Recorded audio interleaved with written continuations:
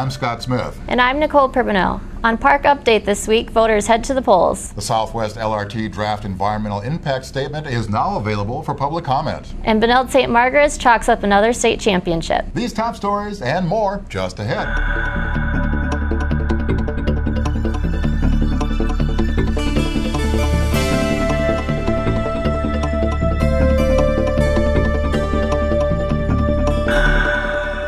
St. Louis Park voters returned local incumbents to new terms at the state capitol and in Washington on November 6th. U.S. Senator Amy Klobuchar handily defeated Kurt Bills in the U.S. Senate race, and District 5 U.S. Representative Keith Ellison defeated challenger Chris Fields. Over in St. Paul, State Senator Ron Latz won over Paul Schofield. State Representative Steve Simon defeated David Arvidsson, and State Representative Ryan Winkler tallied more votes than John Swanson. Complete election results are available now on the city website at stlouispark.org. The Southwest LRT Draft Environmental Impact Statement, or DEIS, is now available for review and comment. The primary purpose of DEIS is to assist decision makers in the assessment of impacts associated with the Southwest Transitway project.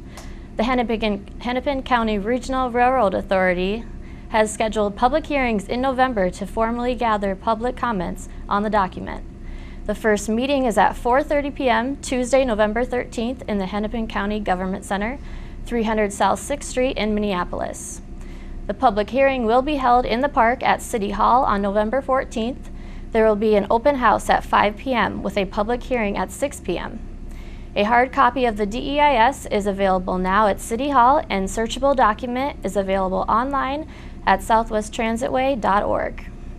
City staff continues to gather community input about the city's Connect the Park initiative following a series of community meetings.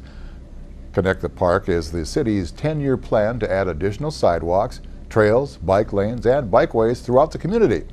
The goal is to develop an interconnected network of pedestrian and bicycle routes throughout the city and linked to transit systems, providing options to automobile dependents.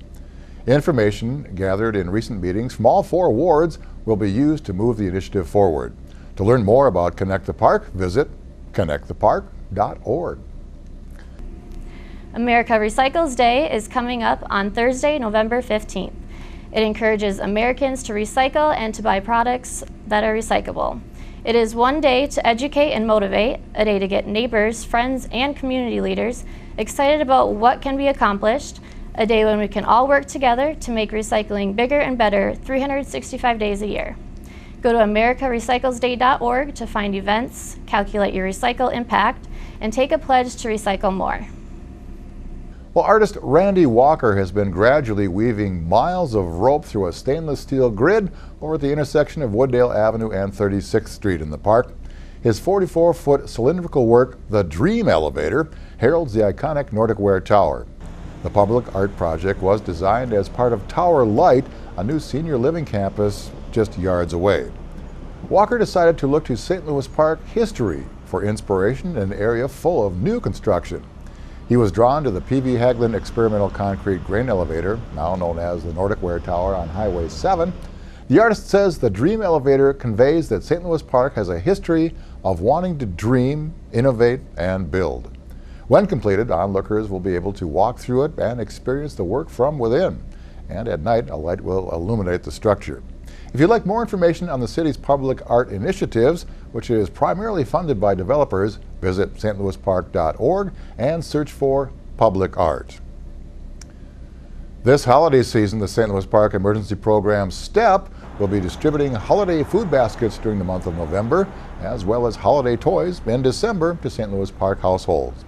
Through the generosity of our community, STEP anticipates serving 500 households with holiday food and over 600 children with holiday gifts. Registration for this program runs through November 21st or until 500 households have been served. St. Louis Park households can register during their food shelf appointment or during walk-in times on Mondays, Tuesdays, Wednesdays, and Thursdays from 1 to 2:30 p.m. and also on Tuesdays 6 to 7 p.m. at STEP 6812 West Lake Street. Next, Nicole has stories and events for the very young and the young at heart on what we call Generations.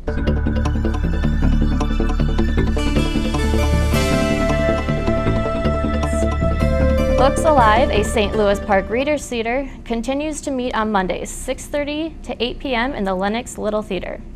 Directed by Rachel Richardson of Maggie's Farm Theater, participants have fun together as they perform youth literature through theatrical oral readings that make books come alive and for children and adults. Dear Farmer Brown, the hens are cold too. They like electric blankets. Sincerely, the cows. Woo! The cows were growing impatient with the farmer. They left a new note on the barn door. For more information, call Friends of the Arts at 952-928-6422. Mark your calendars for Wednesday, November 14th from 1:30 to 3 p.m., the day for the monthly birthday party sponsored by the St. Louis Park Senior Program. This is a special birthday party, also honoring veterans as we commemorate Veterans Day. Everyone is welcome to come to Lenox and be entertained by the history players from Fort Snelling. Colonel Josiah Snelling and the 5th Regiment will bring Minnesota history to life.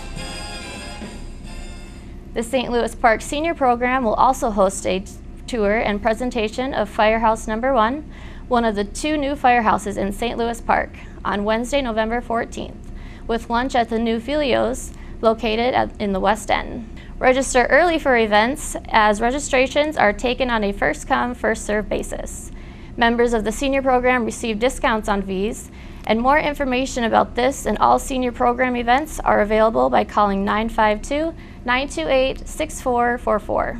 In council news, the City Council is one step closer to granting municipal consent for the planned Highway 100 reconstruction project following a public hearing this week. MnDOT presented a project that will replace the Minnetonka Boulevard, Highway 7, and railroad bridges over Highway 100 in a long-delayed project now slated to begin in 2014. The City Council plans to consider the project in an additional study session later this month prior to voting on municipal consent. Some issues still to be addressed include improved bicycle accommodations on Minnetonka Boulevard and considerations related to historical remnants of a former roadside park. You can read more about the proposed project at stlouispark.org. Food trucks could soon be rolling into the park following council action this week that set rules for the mobile businesses. The proposed ordinance will create a new section in the temporary sales section of the zoning ordinance that is specific to mobile food vehicles. This will create a clear distinction between temporary food sales and temporary sales of merchandise. The proposed ordinance expands the permitted operation of mobile food vehicles, primarily allowing them to operate at any non-residential property, and by removing the requirement that they can only sell what is being sold inside the building located at the property on which the mobile food vehicle is operating. The City Council approved first reading of the ordinance Monday, and they are expected to grant final approval later this month. Up next, Mike Rose is here with Sports Update.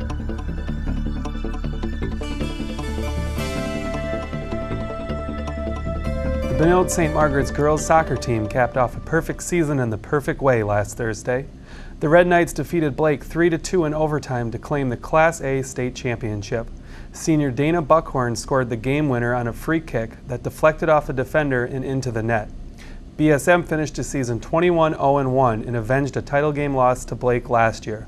It was the Red Knights' first state title despite making the tournament 7 of the last 8 years. Park TV caught up with BSM coach Scott Helling Christie after the big win. Our program's been to the state tournament 7 times and we had yet to win the state tournament, so we were the kids really wanted to win it for the program, and I really wanted them to win it for themselves. And when that goal went in, it was just like this big relief, you know. Oh, finally we've won the state tournament. After the game, we celebrated by going over to Hubert's, all the parents and family members and team and our grandma and grandpas, and it was just really fun. The kids were just ecstatic. Buckhorn, Ann Arneson, Maria Michaels, and Kelly Panic were all named to the all-tournament team for the Red Knights. Congrats to BSM. With BSM's big win in the books, another fall sports season has come to a close in St. Louis Park. But that means that winter sports are just around the corner, and it should be an exciting season here in the park. The BSM boys will be defending their state hockey championship, while St. Louis Park High School sophomore Sean Cork could challenge for a state skiing title. To see complete schedules and information on all local teams, go to gopark.org for St. Louis Park High School or bsmschool.org/athletics for Benilde St. Margaret's. Along the way, Park TV will be your source for the most local sports action. We'll kick things off on November 27th with Park Girls Hockey taking on Matamidi, and we'll have plenty more games on tap all winter. Go to parktv.org and click on local sports and events for highlights and a game schedule. I'm Mike Rose, and that's your sports update in the park.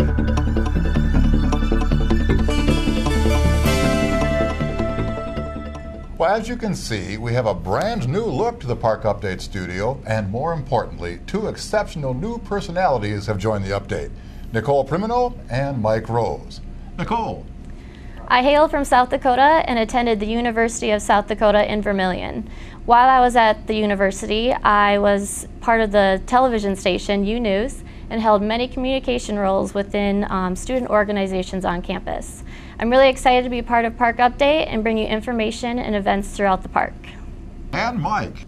I'm Mike Rose, and I'm so excited to be working for the city and helping with Park Update. I started with the city in October as a communications specialist after 2 years at St. Louis Park Patch, a local news website. I'm a big local sports fan, and I look forward to bringing you park sports every week on Park Update. It's great to have the two of you on board. Well, that's it for this week's Park Update. Thank you for watching. Now, be sure you take some time to get out and experience life in the park.